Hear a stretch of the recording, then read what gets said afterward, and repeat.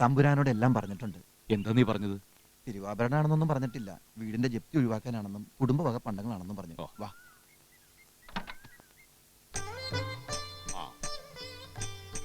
നമസ്കാരം. വിഷ്ണുനാരായണൻ അല്ലേ? ഇരിക്കുക. വേണ്ട, ഞങ്ങൾ നിന്നോളാം. വിവരങ്ങളൊക്കെ ഇയാൾ പറഞ്ഞു. വ്യസനിക്കണ്ട. ഒരു നല്ല കാര്യത്തിനല്ലേ. ഉള്ളിൽ കളങ്കല്ലാച്ചാൽ ഒരിടത്തും പരാജയം വരില്ല. ആട്ടെ, ഇപ്പൊ എത്ര വേണം? ഒരു 3 ലക്ഷത്തിനടുത്ത് വേണ്ടി വരും. പൊന്നും പണവുമാ മനുഷ്യനെ മനുഷ്യല്ലാണ്ടാക്കണത് എന്ന് വെച്ച് അതില്ലാച്ചാലും മനുഷ്യല്ലാണ്ടാവും. ഒരു പണയപ്പണ്ടായിട്ടല്ല ഞാനിത് വാങ്ങണത്. തരുന്ന പണം തിരിച്ചു കിട്ടില്ല എന്നുള്ള ഭയം കൊണ്ടുമല്ല. തിരിച്ചെടുക്കണമെന്ന് തോന്നലുണ്ടായാലേ ആത്മാർത്ഥമായിട്ട് പരിശ്രമിക്കൂ. അതുകൊണ്ട് മാത്രം തന്നോളൂ.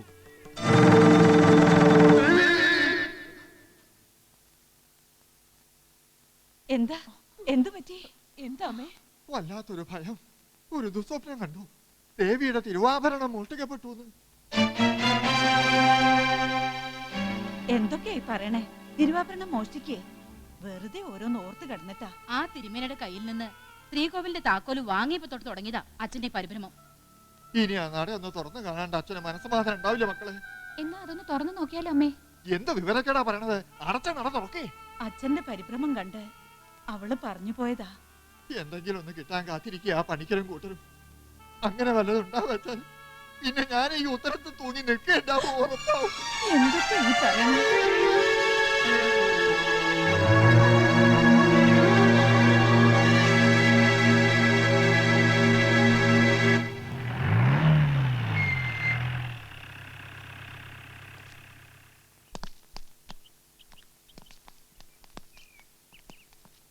എന്താ ജപ്തി ഒഴിവാക്കാൻ വല്ല പുതിയ പദ്ധതിയും കണ്ടെത്തിയിട്ടുണ്ടോ? ഉണ്ടെങ്കിൽ പറയണം, ഞങ്ങളങ്ങ് പോയേക്കാം. ജപ്തി നടപടികൾ ആരംഭിക്കാൻ പോവുകയാണ്.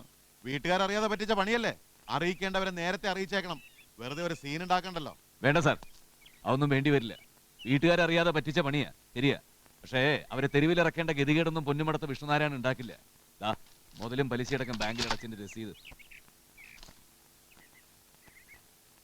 ഇനിയിപ്പോ ഒരു സീൻ ഉണ്ടാക്കാതെ കഴിക്കാലോ, അല്ലേ സാർ?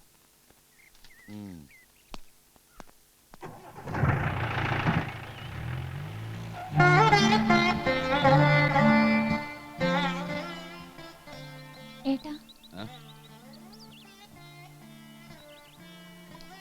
താങ്ങാവുന്നതിലധികം ഭാരം തലയിൽ എടുത്തു വെച്ച് കഴിഞ്ഞില്ലേ? മതി, ഇനി ഏട്ടൻ കഷ്ടപ്പെടരുത്. എന്തൊക്കെയാ നീ പറയണേ? ഏട്ടനല്ലാതെ പിന്നെ ആരാ അതൊക്കെ ചെയ്യണ്ടേ? എന്നിട്ടിപ്പോ എവിടുന്ന് കിട്ടി പണം? അതൊക്കെ ഏട്ടൻ തരപ്പെടുത്തി. ഒരു കടം തീർക്കാൻ മറ്റൊരു കടം. ഇനി ഇതെങ്ങനെയാ തീർക്കുന്നേ? ഒക്കെ ശരിയാവുന്ന്. ഏട്ടന് ഇതൊന്നൊരു കഷ്ടപ്പാടേ ഇല്ല. കുറെ കാലായില്ലേ ഈ ഓട്ടം തുടങ്ങിയിട്ട്. ഇനിയും ഓടിയല്ലേ പറ്റൂ. കടങ്ങളെല്ലാം തീർത്ത് ആർഭാടമായിട്ട് നിന്നൊരുത്തന്റെ കൂടെ പറഞ്ഞയച്ചാ പിന്നെ ഈ ഏട്ടന് സ്വസ്ഥം. അതുവരെ ഈ പൊന്നുമടത്ത് വിഷ്ണുനാരായണൻ ഒരു വിശ്രമമില്ല. എന്താ യാസൻകുട്ടി, പണിയൊന്നുമില്ലേ? പണിയരാം. കത്തിയെട്. എനിക്ക് ചെവി കേട്ടൂടെ? കത്തിയെടുക്കാൻ. ഇല്ല, എടുക്കുന്നില്ല. നിന്റെ മുഖത്തിട്ട് ഉരയ്ക്കുന്ന ഏർപ്പാട് ഞാനങ്ങ് നിർത്തി. അതെന്താ? ഷേവിംഗ് സോപ്പ് വെറുതെ കിട്ടുന്നതല്ല. നിന്റെ മുഖത്തിട്ട് പതപ്പിച്ചത് ബ്ലേഡ് പരുവത്തിലായി. പതപ്പിക്കുന്നതല്ലാതെ ഒന്ന് വടിച്ചെടുക്കാൻ അതുവരെ കഴിഞ്ഞിട്ടുണ്ടോ? എടാ, അത് ഓരോ കോൾ വരുമ്പോ ഞാൻ ഇറങ്ങി ഓടണല്ലേ. ഇപ്രാവശ്യം അങ്ങനെയല്ല. ഇത് വടിച്ചിറക്കിയിട്ടേ ബാക്കി കാര്യമുള്ളൂ. കത്തിയെട്. ഉറപ്പാണോ? ഉറപ്പടാ, വാ.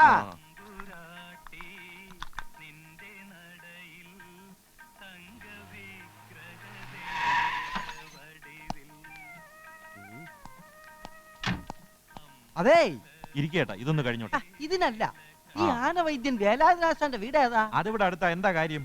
ഞാൻ കുട്ടിശങ്കരൻ, തിരുമംഗലം കോലത്തൊന്ന് വരിക. ആട്ടെ, ഈ വൈദ്യർ എങ്ങനെ, ആള് കേമനാണോ? കൊള്ളാം, കേമനാണോന്നോ? വൈദ്യര് തൊട്ടാ തീരാത്ത രോഗം ഇവിടെ ഏത് ആനയ്ക്കാ ഉള്ളത്? ഓ, എന്നാ വൈദ്യര് കോളടിച്ചു. കോലോത്തെ കല്യാണിക്ക് ദീനം തുടങ്ങിയിട്ട് നാളേറെയായി. ആരാ ഈ കല്യാണി? തമ്പുരാന്റെ മോളാ? തമ്പുരാന്റെ മോളെ പേരും കല്യാണി തന്നെ. പക്ഷെ ഇത് ആ കല്യാണിയല്ല, ആന. കോലോത്തെ മൂത്ത പിടിയാന കല്യാണി. കഴിഞ്ഞ കർക്കിടകത്തിൽ തുടങ്ങിയതാ അസുഖം. ഇനി ചികിത്സിക്കാനൊരു വൈദ്യനും ഇല്ല. ആട്ടെ, വൈദ്യരെ കിട്ടുമോ? കിട്ടും. ഓ, എന്നാ കല്യാണി രക്ഷപ്പെട്ടു. അവളെ ദീനം മാറിയ തമ്പുരാക്കന്മാരി വൈദ്യരെ പൊന്നുകൊണ്ട് മൂടും. അപ്പൊ അവിടേക്കുള്ള വഴി ഇവിടെ നിന്ന് നേരെ അങ്ങോട്ട് പോകുമ്പോ ഒരു ആൽത്തറ. അയ്യോ, ദേ അവൻ പിന്നെ മുങ്ങി.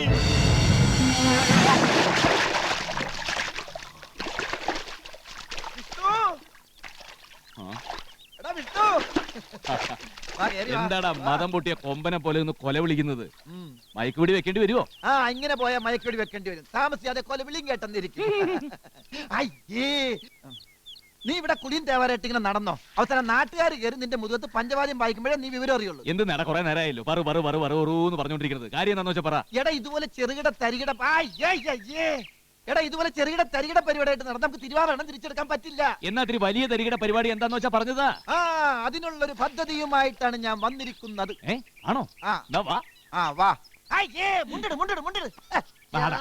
ഇത്തിരി കെട്ടവൻ. വാ, വാ. സ്വന്തം വീട് പോലെ നിന്നോണം.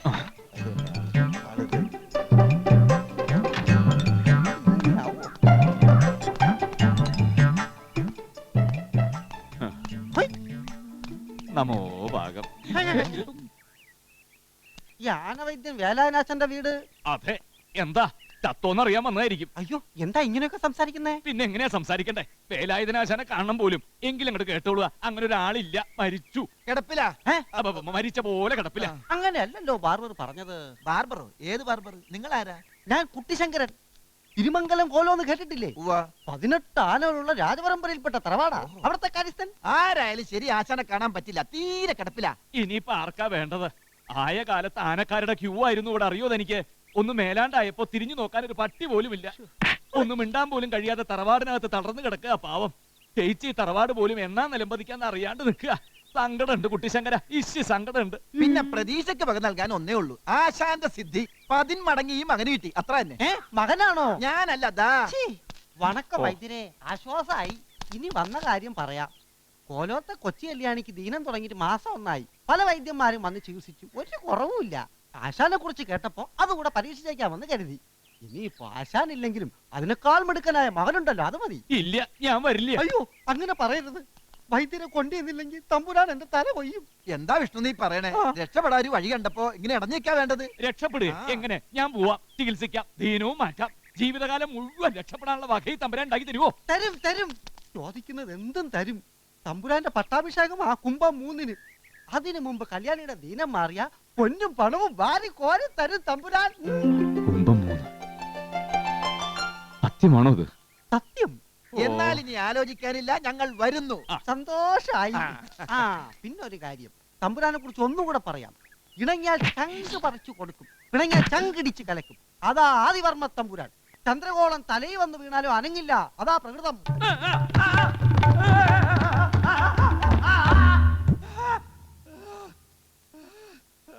അയ്യോ, എന്തു പറ്റി?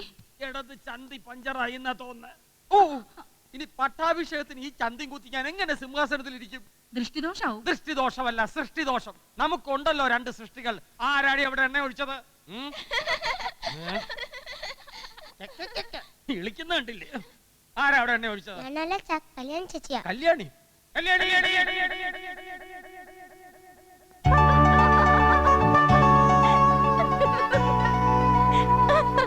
ചിന്ന ചിന്ന ആശേ ചിറകടിക്കും ആശേ മുത്തു മുത്തു ആശേ. ഓ, ഒന്ന് നിർത്തുന്നുണ്ടോ ഈ ആശ? എവിടെയാ കുറുമ്പുകാരി? വന്ന് കേറിയില്ല, അതിന് മുമ്പ് തുടങ്ങി. എന്താ എന്താ കേശവ? ആ കുട്ടി കാണിച്ച അന്യായം കണ്ടില്ലേ അമ്മേ? ഗോണിപ്പടിയിൽ എണ്ണ ഒഴിച്ചു വെച്ചിരിക്കണോ? ഇതറിയാണ്ട് വന്ന കേശവേട്ടൻ ദേ മലക്കം മറിഞ്ഞൊരു വീഴ്ച. ദേ കണ്ടോ? ഇവിടെ ഉണ്ടായിരുന്നോ? നിക്കടി ഇവിടെ. എടീ നിക്കാൻ. ഈ അമ്മ തമ്പുരാട്ടി ഇതിനൊക്കെ വളം വെച്ച് കൊടുക്കണം. ബാംഗ്ലൂരിലോ മൈസൂരിലോ ഇരുന്നാ പോരായിരുന്നു അവൾക്ക്. ഞങ്ങളുടെ സ്വസ്ഥത കളയാൻ എന്തിനാ ഇങ്ങോട്ട് എഴുന്നള്ളിയത്? എന്താ കേശവ ഈ പറയണേ? ഇങ്ങടല്ലാണ്ട് പിന്നെ അവൾ എങ്ങടാ വരിക? കുട്ടിയല്ലേ അവള്. ഇതൊക്കെ അത്ര കാര്യാക്കാനുണ്ടോ? പാവം, അമ്മയല്ലാണ്ട് വളർന്ന കുട്ടിയാ. എങ്ങനെയാ ഉണ്ടാവുക? ഇതല്ലേ വയറ്റി പറഞ്ഞത്. അമ്മ മാത്രമല്ലല്ലോ, ഇതിന്റെ തല കണ്ട പാടെ അച്ഛൻ തമ്പുരാനും പടിയിറങ്ങി പോയില്ലേ? പൊന്നുമോള് വന്നു എന്ന് അറിഞ്ഞിട്ട് ഒന്ന് കാണാൻ വന്നോ? ഇല്ലല്ലോ. മതി, നിർത്തുക. തടി ഇറങ്ങിപ്പോയെങ്കിലും ഇന്ന് ഈ കോലത്ത് അയാളുടെ സാധനം കഴിഞ്ഞിട്ടുള്ളൂ ബാക്കി എല്ലാവർക്കും. ബാനു, എന്താ അമ്മേ? അകത്തേക്ക് ചെല്ലുക. ഇനി ഓരോന്ന് പറഞ്ഞാ കുട്ടിയെ വിഷമിപ്പിക്കണ്ട. വേഗം ഒന്ന് ഒരുക്കി നിർത്തുക. അവളെ കാണാൻ ഇന്നൊരു കൂട്ടര് വരുന്നെന്ന കാര്യം അറിയാലോ. എന്താ ഇനി നിന്നോട് പ്രത്യേകം പറയണോ? ചെല്ലുക. ഓ, വലത് ചന്തിയും പഞ്ചറായി. ആദിത്തമ്പുരാനെ, ആദിത്തമ്പുരാനെ, ആദിത്തമ്പുരാനെ, കിട്ടി കിട്ടി. ആദിത്തമ്പുരാനെ. ഓ, നിന്നോട് പല പ്രാവശ്യം പറഞ്ഞിട്ടുണ്ട് ആന ചിഹ്നം വിളിക്കുന്ന പോലെ തമ്പുരാക്കന്മാരെ വിളിക്കരുതെന്ന്. ഈ കോലത്തെ തമ്പുരാക്കന്മാരെല്ലാം പൊട്ടന്മാരാണെന്നാണോ നിന്റെ വിചാരം? ഇനി പറയൂ, എന്ത് കിട്ടി? അടി കിട്ടി. അതിനു മുമ്പ് വൈദ്യരെ കിട്ടി. ഓഹോ, എപ്പോ വരും? വിവരം വേണം, വിവരം. ഏ? ഈ വേലായുധം വൈദ്യൻ ആരാണെന്ന് അറിയോ ആദ്യ തമ്പുരാന്? തിരുനക്കര കൊച്ചുകൊമ്പന്റെ കാല് കൂച്ചുവലം കൊണ്ട് കോച്ചിയപ്പോ കൊച്ചി രാജാവിന്റെ പ്രത്യേക നിർദ്ദേശപ്രകാരം കന്മത കുക്കുട തൈലം കാച്ചി തേച്ചു ഭേദമാക്കിയത് ഈ വൈദ്യരാ. ഓഹോ. ഇടയ്ക്ക് കയറരുത്. കുട്ടനല്ലൂർ കുട്ടൻ തമ്പുരാൻ പല്ലക്കിലേറ്റി കൊണ്ടുപോയി തടി കൊണ്ട് തട്ടുകിട്ടി മുട്ടുകാലൊടിഞ്ഞ കുട്ടിക്കൊമ്പനെ ചികിത്സതും ഈ വൈദ്യനാ. കൂട്ടാൻ തമ്പുരാൻ ഞൊട്ടിയൊന്നും എനിക്ക് കേൾക്കണ്ട. വൈദ്യരവറ പാവം തട്ടിപ്പോകാറായി, തീരെ കിടപ്പില്ല. അപ്പൊ വരില്ലേ? വരില്ല. അയ്യോ, ഇത് പറയാനാണോ ഈ കഥാപ്രസംഗം മുഴുവൻ നടത്തിയത്? മുഴുമിച്ചില്ല. എന്നാ മുഴുവിക്ക്. വൈദ്യര് കിടപ്പിലായാലെന്താ? വൈദ്യരെക്കാൾ കൊടികെട്ടിയ മകൻ വൈദ്യം വരുന്നുണ്ട്. തമ്പുരാന്റെ പട്ടാഭിഷേകത്തിന് മുമ്പ് മകൻ വൈദ്യം വരുന്നുണ്ട്. ആദിത്തമ്പുരാന്റെ പട്ടാഭിഷേകത്തിന് മുമ്പ് കല്യാണിയുടെ ദീനം മാറ്റിത്തരാന്ന് അച്ഛൻ പറഞ്ഞിരിക്കുക. ഓ, കഷ്ടായി കഷ്ടായി. എന്റെ പട്ടാഭിഷേക സമയത്ത് കല്യാണി ഇങ്ങനെ ദണ്ണപ്പെട്ട് നിൽക്കുന്നത് കഷ്ടായി എന്ന് പറയായിരുന്നു. തമ്പുരാൻ കണ്ടോ? എന്ത്? കല്യാണി ഇവിടെ തുള്ളിച്ചാടി നടക്കും. മകൻ വൈദ്യനും ശിഷ്യനും പുറകെ എത്തിക്കഴിഞ്ഞു. വാങ്ങാനുള്ള മരുന്നും കൂട്ടങ്ങളുടെ ലിസ്റ്റും തന്നു. എന്നാ പിന്നെ നോക്കി നിൽക്കാതെ പോയി വാങ്ങിച്ചോണ്ട് വാടോ.